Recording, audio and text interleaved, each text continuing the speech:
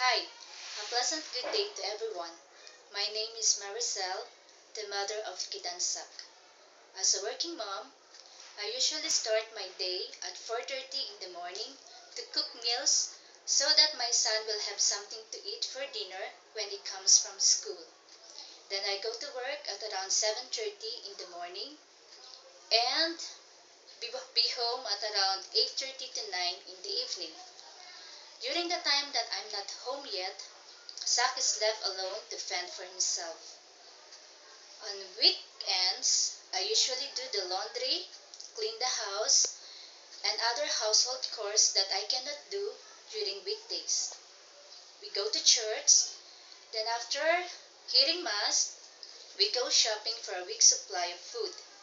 I'm thankful that Son helps a lot whenever he is around.